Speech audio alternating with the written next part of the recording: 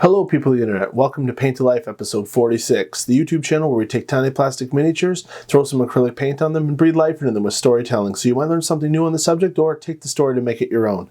Tonight, we'll be showcasing that which has no name, but introduces itself to everyone who ever was and everyone who ever will be, the personification of death itself, the Grim Reaper. If you like my original storytelling, please support me by liking this video, subscribing, and sharing this content with your friends. I really appreciate it. I'm GM Atank. Let's get painting.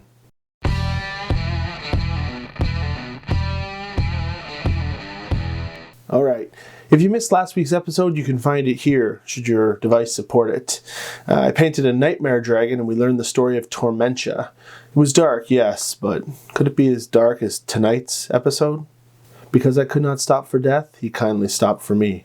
The carriage held both but ourselves and immortality. For as long as culture has existed, humans have both admired and feared death. And unlike competing religions, every culture, their explanation for death has one thing 100% in common, and that is, it's coming for you, whether you like it or not. In Celtic folklore, a spectral figure named Anku is the spirit of the last person that died within the community. Irish mythology features a Dullahan whose head would be tucked under his or her arm. Gaelic lore involves the female spirit known as a banshee who heralds a person's death by shrieking. And in Scottish folklore exists a black, dark green, or white dog known as a cooshie to take dying souls into the afterlife. Norse mythology personified death in the shape of Hel, the goddess of death and the underworld. And the Welsh have Gwyn ap Nudd, the personification of death and winter, leading the wild hunt after souls. The concept of Magrahein from the Netherlands predates Christianity, but was Christianized and likely gained its modern name and features during the Middle Ages. In Haitian voodoo, there are spirits that embody both death and fertility. The most well-known of these spirits is Baron Samedi. Thanatos was the god for the ancient Greeks. Mictecacíhuatl, Queen of the Mictlan, evolved from Aztec traditions into the present-day Day of the Dead. And speaking of which, muerte, being a feminine noun, is common in Spanish-speaking cultures to personify death as Santa Muerte. Now, Hindu scriptures call the Lord of Death King Yama, who was introduced to the Chinese mythology through Buddhism, now known as Yan Luo, who is the ruler of the 10 gods of the underworld, Dayu. And in Korean mythology, death's principal figure is the netherworld emissary Saja. The Quran references Malak al-Muat, and the Islamic Arabic tradition adopts the name into the Arabic alphabet as Azrael. And of course, now Western civilization's most modern personification, death is one of the 4 horsemen of the apocalypse portrayed in the Book of Revelation. He is also known as the Pale Horseman, whose name is Thanatos, same as the ancient Greeks. He's the personification of death and the only one of the horsemen to be named, and is most likely the source of the Reaper we know today. This tall, cloaked figure stares out from behind the hood that covers its head. It wields an enormous scythe in skeletal, bone-white hands, looking as though it's freezing the very air around it. Now, no one who's ever seen death has survived to tell the tale, obviously. But maybe we just aren't looking in the right place. Make no mistake, death was there on the Inn on the Valley bed and breakfast in Vermont, USA, just last year. Interviews with those who were there paint a picture, a warning even, that wasn't heeded. Perhaps if we revisit that fateful night together, we might catch a glimpse of this otherworldly force. Watch and listen carefully. See if you can spot death and figure out whom death came for. Now, across Vermont, a freak storm landed in mid-fall of 2020, earlier than usual, caught everyone off guard. Massive snow dump and temperature shift. The bed and breakfast known as Inn on the Valley was nestled in the mountains and was owned by Katarina Vanderwelt.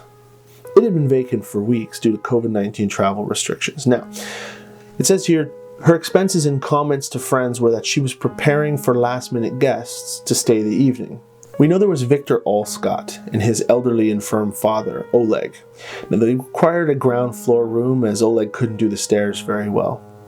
There was also a young family, the Davises, who were on their way back home to Canada. And there was also one other last-minute addition. A pregnant woman, Janet Hunter Evans. She was passing through on her way home from a business trip in New York. Now, Katerina wrote that she spotted some past due and foreclosure notices in Victor's bag, which explains why she ran his credit card that night instead of waiting till the next day at checkout. And they sat at the dining room table to play some cards and watch the beautiful sunset. Now, neighbors reported hearing a lot of wolf calls that evening, which wasn't uncommon, but there were more than usual. And before dark, the Davis family arrived. They parked their red SUV and checked in. It was at 7:45 p.m. Eastern Standard Time that Franklin County Project 10 plant lost power across the grid due to an ice tree falling onto the main junction station. It said here that the crews had the power restored later the day after the storm was over, but this meant that the guests of the Inn on the Valley would have had no power and no furnace running for their entire night's stay. She likely decided to gather everyone in the main living room in front of the large main fireplace. Now, around 8:30 p.m., the storm intensified with howling winds, and Katerina lit many emergency candles everywhere to help with ambient lighting. Now, with the power out, the TV was out, and the Davis' child Julia wanted to go out and play in the snow. That wasn't happening, so her parents let her go explore the house instead. Text records show that Victor had texted his girlfriend and complained how cold the house was, and that the fireplace was a tad smoky, but they bundled up with blankets to keep warm. So Katerina discussed a fireside dinner and asked everyone what they were interested in and what allergies they had. Apparently, young Julia Davis had a peanut allergy, so the dinner would have to be cooked nut-free. Now, as it got later, Julia was not answering her parents' calls to have her return to the main living room. So Mr. and Mrs. Davis and Katerina went looking throughout the old house to find the girl.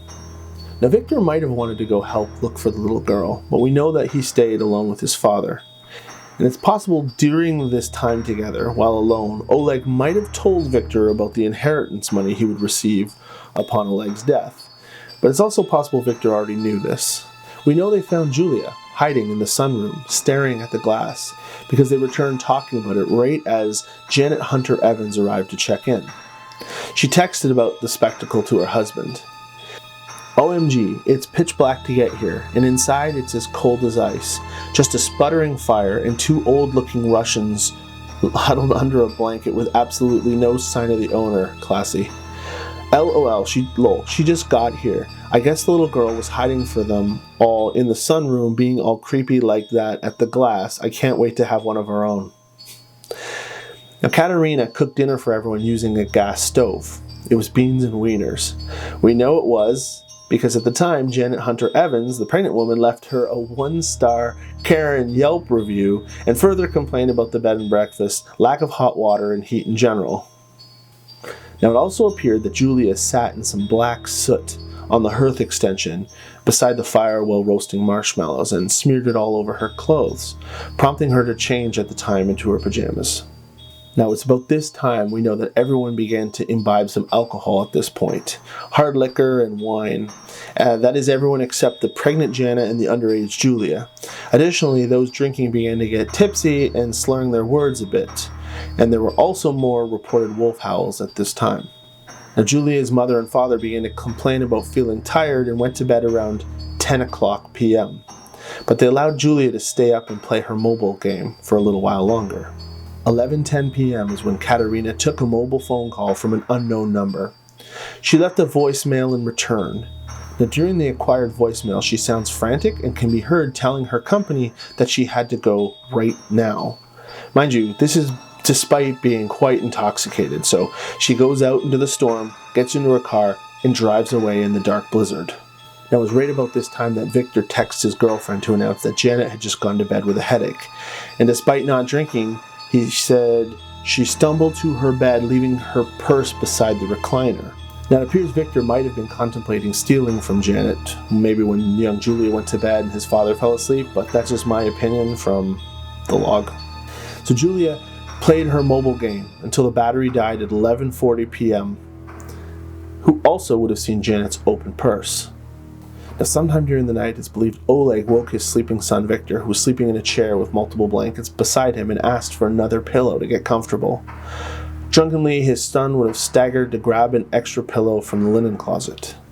Now, who knows what was going through Victor's head while he was holding the pillow in his hand, headed back towards his sleeping father. Either way, death came that night to Inn on the Valley? Who do you think it came for? Let's find out.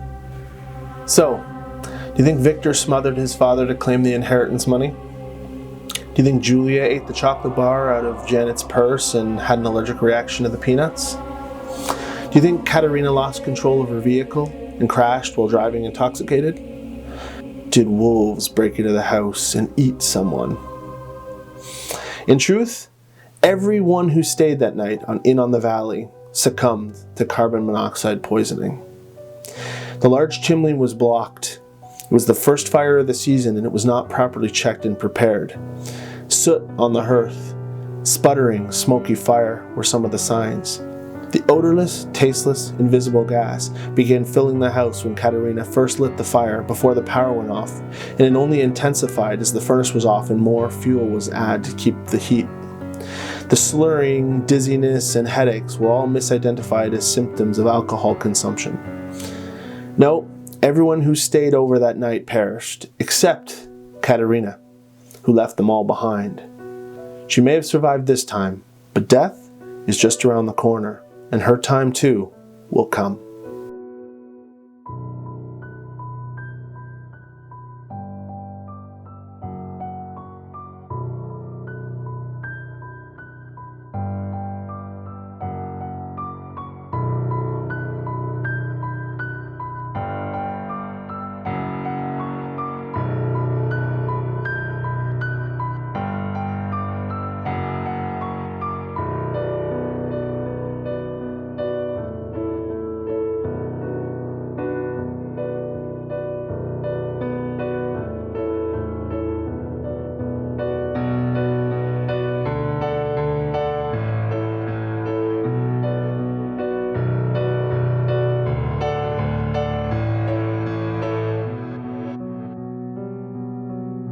Did you find all the instances of death in that video?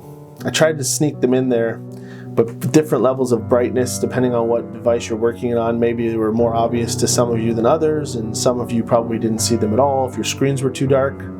It was a fun little experiment.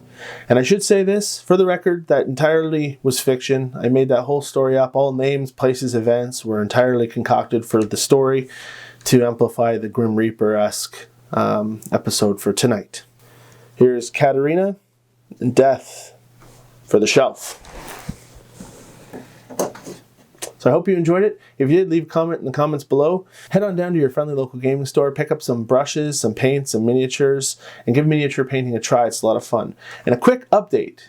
For those of you who have been with us for a while, you know we gave away the Kraken late last year, and our friend Lucas was the winner. Lucas sent me this picture. He has since painted and is still working on it. He is waiting for more inspiration for some colors, but I think it looks excellent right now. I thought I would give you guys an update and share with you that. So congratulations again to Lucas. That's all I have for you guys tonight. I'm GM Atank. Wash your hands, people.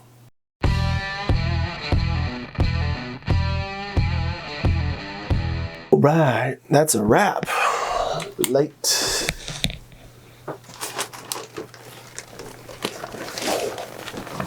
Lights.